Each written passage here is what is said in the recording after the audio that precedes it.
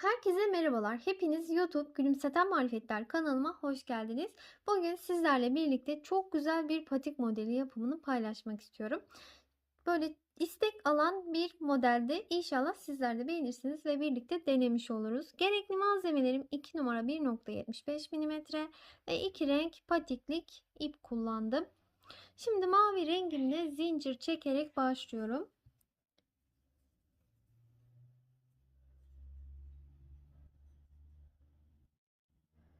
1, 2, 3, 4, 5, 6, 7, 8, 9, 10. Bu şekilde yumuşak bir gevşek çekelim zincirlerimizi. Çok sıkı sıkıya zincir çekmeyelim. Toplamda 80 zincir çekelim.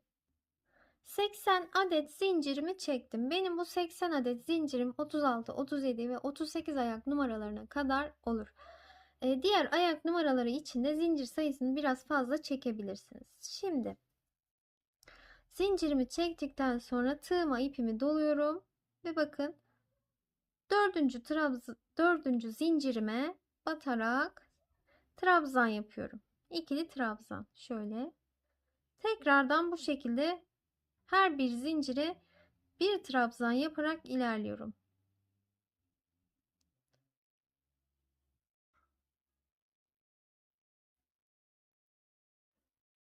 Her bir zincire bir trabzan yapalım. Bu şekilde toplamda 30 trabzana tamamlayalım. Evet, şu şekilde sizlere bir göstereyim. Bakın 30 tane trabzanımı yaptım. Siz 39, 40, 41 ayak numaraları için yapacaksanız eğer bu trabzan sayısını 32, 33 yapabilirsiniz. 2 trabzan fazla yapabilirsiniz. Şimdi burada 30 tane trabzanım var. Bir zincir çekiyorum. Bir zincir atlayıp bir sonraki zincire ikili trabzan yapıyorum. Bir zincir atlayıp bir sonrakine trabzan yapıyorum. Bir zincir atlayıp bir sonrakine trabzan yapıyorum. Bir zincir atlayıp bir sonrakine trabzan yapıyorum. Bakın böyle boşluklarımızı şu trabzanlar 8 tane olana kadar devam ettirelim. Evet, şimdi şöyle bir göstereyim. Şu yaptığımız zincirler bakın 1, 2, 3, 4, 5, 6, 7, 8 tane oldular. Şimdi buraya bir zincir çekip sonrasında bir zincir atlayıp bir sonrakine batıyorum. Ve artık 30 tane trabzanımı yapmaya başlıyorum tekrardan. Şöyle sırasıyla her bir zincire bir trabzan batalım. 30 taneyi tamamlayalım. Bir şurayı sizlere göstermek istiyorum net olarak. Bakın boşluk olarak saydığımızda 1, 2, 3, 4, 5, 6, 7, 8, 9 tane kutucuk olacak. Bakın şöyle. Şimdi 30 tane trabzanımızı yapalım. Evet, bakın bu şekilde uzunca bir model çıkardık. Şimdi en son 30 tane trabzanımı yaptıktan sonra burada 3 zincir çektim. İpimi burada bıraktım. İlmeğimi uzunca çektim. Sökülmemesi için. Şimdi şu orta kısmına model uygulaması yapacağız. Bunun için pembe rengimi, böyle nar çiçeği renginde bir rengim var. Onu alıyorum. Böyle zincirimi yaptım. Şuraya ilk boşluğa batıyorum. 1, 2, 3 zincir çekiyorum. Bakın ilk kutucuk boşluğuna battım. Tekrar aynı yere batıyorum. Buraya trabzan yapıyorum. Tekrar aynı yere batıyorum. Trabzan yapıyorum. Zincirimle birlikte 1, 2, 3 tane oldular. Sonrasında bir zincir çekiyorum. Bakın bir zincir çektim. Bir boşluk, bir kutucuk atlayıp bir diğerine batarak ikili trabzan yapıyorum. Şöyle. Tekrar aynı yere 3 tane trabzan yapalım. Bu şekilde. Şöyle. Bir zincir çektim. Bir kutucuk atladım. Bir sonrakine 3 tane trabzan yaptım. Şimdi her kutucuğa 3 tane trabzanla dolduralım. Bir sonrakine geçerken zincir çekmiyoruz. Bakın buraya 3 tane yaptım. Tekrar bir sonraki boşluğa geçiyorum. Buraya da 3 tane batıyorum.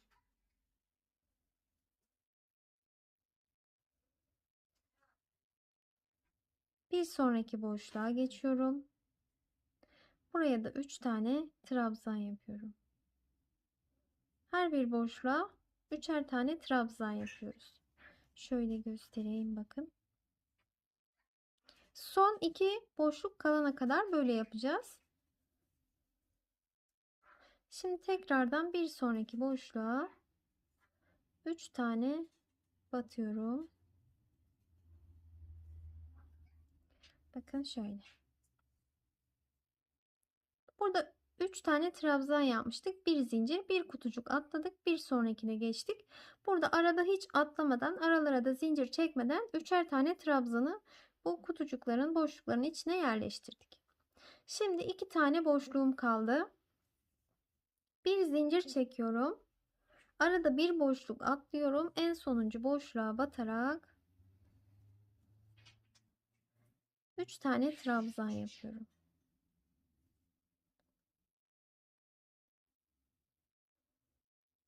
Bu şekilde tam bitmiş halini göstereyim. Bakın böyle olacak. Şimdi buradan sonra 5 tane zincir çekelim. 1, 2, 3, 4, 5. 5 tane zincirimi çektim ve örgümü çevirdim. Çevirdikten sonra şu ilk boşluğa 3 tane trabzan batacağız.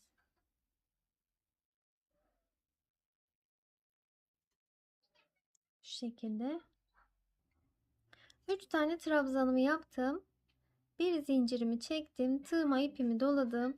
İlk trabzanın tepesine batmıyorum. Bir sonrakine geçiyorum. Trabzan yapıyorum.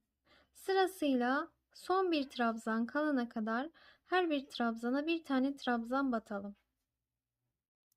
Şimdi son bir trabzan kaldı. Onun tepesine batmadan bir zincir çekiyorum. Şu bir zincirli boşluğa 1, 2, 3. 3 tane trabzan yaptım. Sonrasında 1, 2, 3, 4, 5 zincir çekip geriye dönüyorum. Geriye döndüğümde tığıma ipimi doladım. Buradaki boşluğa bir zincirli boşluğa batıyorum. 3 tane trabzan yapıyorum.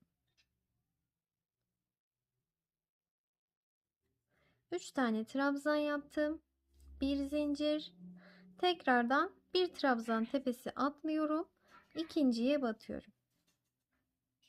Ve son bir trabzan kalana kadar devam ediyoruz. Her birinin tepesine batalım. Şimdi son bir trabzanım kaldı bakın burada. Onun tepesine batmadan bırakıyorum. Bir zincir çekip buradaki bir zincirli boşluğa batıyorum. 3 tane trabzan yapıyorum.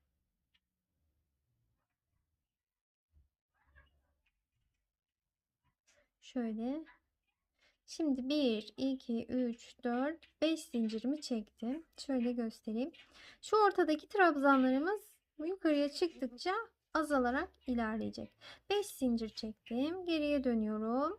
Şuradaki boşluğa batıyorum. 3 tane trabzan yapıyorum.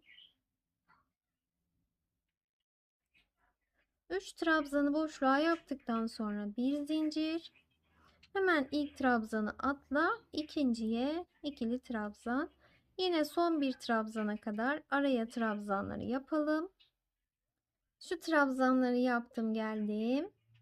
Bir trabzanım kaldı, ona batmadan bir zincir çekiyorum. Bu trabzanın tepesine batmıyorum. Onu atlıyorum. Şuradaki bir zincirli boşluğa 3 tane ikili trabzan yapıyorum. Sonrasında 5 zincir örgümü çeviriyorum. Şuradaki bir zincirli boşluğa batıyorum. 3 tane trabzan yapıyorum. İlk trabzanı atlayıp ikinci trabzanın tepesine batarak sıra sonuna doğru gidiyorum. Hep aynı işlemi Böyle döne dolaşa tekrar ederek ilerleyelim. Şu kısmı bakın, böyle trabzanlar şu orta kısımda azalarak ilerleyecek. Şöyle devam edelim. Aynı işlemi tekrar edelim. Evet, bakın en son şöyle olacak. Ortadaki trabzanlar azalarak gitti. Aynı işlemi yaptım ben sürekli. Evet, bakın sıraları tamamladım ben. En son şu ortada bakın bir tane trabzan bıraktım. Kenarlarda yine kenarda yaptığım kısmı uyguladım, geldim. Aynı işlemi yaparak böyle buraya kadar geldik. Şimdi buradan sonra şöyle göstereyim. Buraya 1, 2, 3, 4, 5 zincirimi çektim yine. Örgümü çevirdim. Tığıma ipimi doladım. Bakın şurada bir zincir, bir trabzan, bir zincir var şöyle. Buraya battım. Bir zincirli kısma şuraya battım. Bir de trabzanın tepesine batıyorum. Bir de yine bir zincirli boşluğa batıyorum. Bu şekilde 3 tane trabzanım oldu. 1, 2, 3, 4, 5. 5 zincirimi çektim. Şuraya bakın. Buraya tepeye batıyorum. Battım. Sık iğne olarak 1, 2 zincir çektim. İpimi burada kesiyorum. Şöyle ipimi kestim. Bakın. Böyle bitirmiş oldum. Şimdi pembe rengimle işimi bitirdim. Burada mavi ipimle kalmıştım. 2 zincir çektim. Üçüncüyü de çektim. Dönüyorum. Döndüğümde her bir trabzanın tepesine bir tane trabzan yaparak ilerliyorum. Böyle sıra sonuna kadar trabzan tepelerine batalım. Yani yine 30 tane trabzanımızı yapalım. Şöyle trabzan tepelerine trabzanlarımı batarak geldim. Şimdi burada 1, 2, 3, 4, 5. 5 zincirimi çektim. Şuraya bakın. Şöyle sık iğne olarak battım. 1, 2, 3, 4, 5 zincirimi çektim. Şuraya sık iğne olarak battım. 1, 2, 3, 4, 5 zincirimi çektim. Yine buraya köşeden sık iğne olarak battım. 1, 2, 3, 4, 5 zincirimi çektim. Yine köşeye böyle sık iğne olarak battım. Yine aynı şekilde 1, 2, 3, 4, 5 zincirimi çektim. Şu köşeden sık iğne olarak battım. 1, 2, 3, 4, 5 zincirimi çektim. Buradaki köşeye atlıyorum. Sık iğne olarak battım. 1, 2, 3, 4, 5 zincirimi çektim. Şuraya sık iğne olarak battım. Böyle etrafını dolanıyorum. Bakın şöyle şu köşe yerlere batıyorum. Buraya böyle geçiyorum. Şöyle sizlere göstereyim. Şimdi son modeli de yapıyorum. 1, 2, 3, 4, 5 zincirimi çektim. Şuradaki trabzan tepesine battım. Tığıma ipimi doladım. Buradaki trabzan tepesine batarak ilerliyorum. Her bir trabzana bir tane trabzan batarak yine 30 tane trabzanımızı yapalım. Sıra sonuna kadar gidelim. Evet, bakın böyle bir görüntüsü olacak. Şimdi tekrardan sıra sonundan 3 zincirle geriye dönüyorum. Yine 30 tane trabzanımı bu kıraya, zincirli kısma kadar yapıyorum. Evet, şimdi trabzanları tamamladım. Şöyle şu kısmını yaptım. Şimdi buraya geldim. Burada sık iğnenin tepesine batıyorum. İlk bir tane trabzan yaptım. Sonrasında bu zincirli kısma 1, 2, 3 ve 4 tane trabzan yaptım. Şöyle. Sonrasında buradaki sık iğnenin tepesine battım. Trabzan yaptım şöyle. Şimdi şu boşluğa geçiyorum. 1, 2, 3 ve 4. 4 tane trabzanla doldurdum. Sık iğnenin tepesine battım. Trabzan yaptım. Boşluğa 4 tane trabzan yapıyorum. Burayı böyle tamamlayacağız. Şöyle boşluğa 4 tane trabzan. Şu tepeye bir tane trabzan. Şu boşluğa 4 trabzan, tepeye 1 trabzan, boşluğa 4 trabzan, tepeye 1 trabzan şeklinde etrafını dolanalım. Buradaki trabzan tepelerine batalım. Sırayı bitirelim. Evet, sırayı tamamladım. Şimdi burada 2 zincir çekip ipimi kopartacağım. Dilerseniz kopartmadan da ilerleyebilirsiniz. Ben bu şekilde yaptım. Şimdi burada ipimi koparttım. Şöyle bakın. Görüntüsü bu şekilde olacak. Şimdi pembe rengime geçeceğim. Pembe rengimle öreceğim bir sıra. Buradan ipimi tekrardan bağlayacağım kaldığım yerden.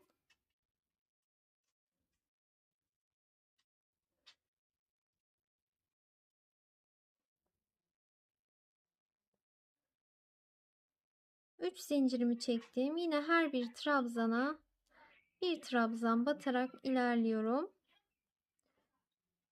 Böyle trabzan tepelerine batarak öreceğim. Yine buralarda da aynı şekilde her trabzan tepesine bir kez batarak sırayı tamamlayacağım. Sonrasında bir sıra pembe rengimle gideceğim. Sonra 2 sıra mavi rengimle gideceğim. Sonra bir sıra daha pembe rengimle gittikten sonra şu kısmında bir işlem yapacağız. Mavi renge geçip onu birlikte yapalım. Evet, şöyle sıralarımı bir sizlere göstereyim. Bakın. Böyle sıraları tamamladım. Modelden sonrasını sayarsak 1, 2, 3, 4, 5, 6. sıramdayım şu an. Şuradan sayarsak 1, 2, 3, 4, 5, 6, 7, 8. sıramdayım. Şimdi burada 50 tane trabzanımı yaptım mavi rengimle. 50 trabzan ördüm. Şimdi ortada 9 taneyi sık iğne olarak öreceğim. Bunu da nasıl yapıyorum?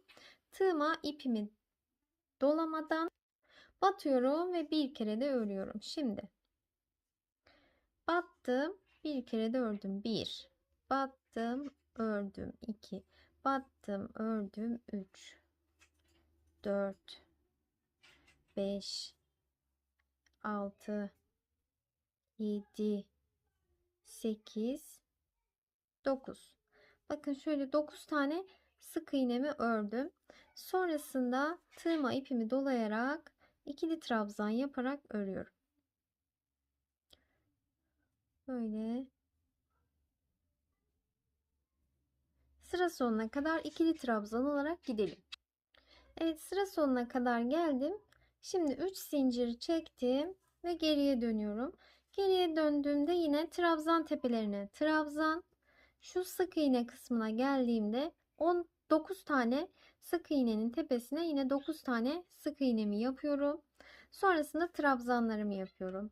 3 sıra böyle tekrar edeceğiz. Şu an ilk sıramızı ördük. 2 sıra daha aynı şekilde öreceğiz. Trabzan tepelerine trabzan, 9 tane sık iğnenin tepesine sık iğne yaparak örelim. 3 sırayı tamamlayalım.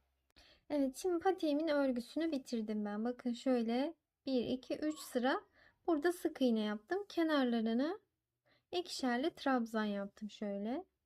Bu kısmı patiğimizin bakın şu kısmı oluyor. Giydiğimizde çok daha rahat oluyor bu kısmı böyle. Şimdi ben ipimi koparttım. Artık örgüsünü bitirdim patiğimin. Bakın örülmüş bitmiş hali bu şekilde olacak görüntüsü. Şu önündeki deseni şöyle göstereyim. Ayağı çok güzel tam oturan bir patik modeli. Gerçekten ayakkabı gibi. Böyle makosen patik modeli çok güzel. Şöyle bakın, tam kalıp ayağı güzel oturuyor. Şimdi iğneme ipimi geçirdim, ben böyle mavi ipimi. Mavi ipimle şimdi dikim yapacağım. Tersini çevireceğim. Öncelikle şöyle düz tarafını alalım, bir düz tarafından şöyle şurada bir büzme işlemi yapacağım. Şu an patiğimin düz tarafındayım. Şöyle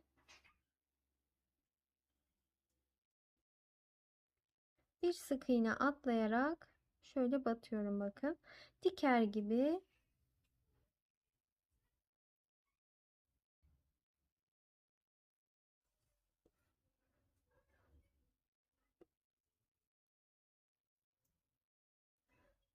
Sadece bu sık iğnelere yaptım, bakın şöyle.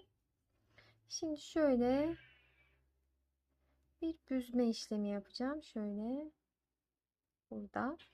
Şöyle sıkıca düğümleyelim. Şu ipimiz biraz uzun kaldı. Bunu keselim. Bu şekilde şu kısmında bakın böyle bir işlem yaptık. Şimdi tersinden dikmeye başlayalım patiğimizi.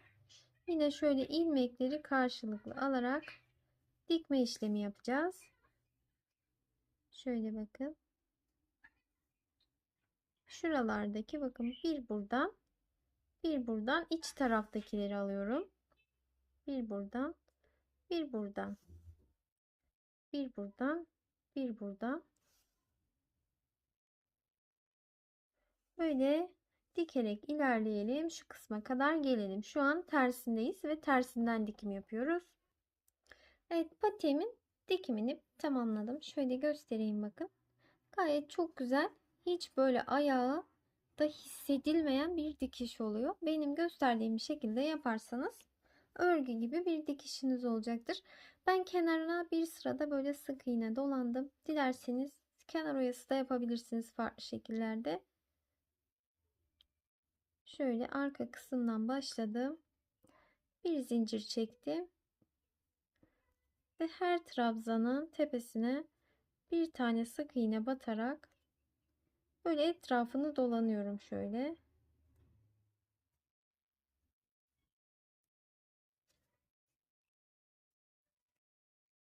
Bakın.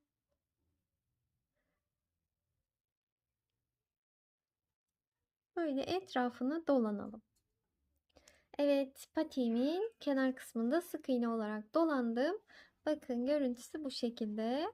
Şöyle topuk kısmında göstereyim. Gerçekten ayağa tam oturan, tam ayağınıza göre ayakkabı gibi bir patik modeli oldu. Mutlaka sizlere de denemenizi tavsiye ediyorum.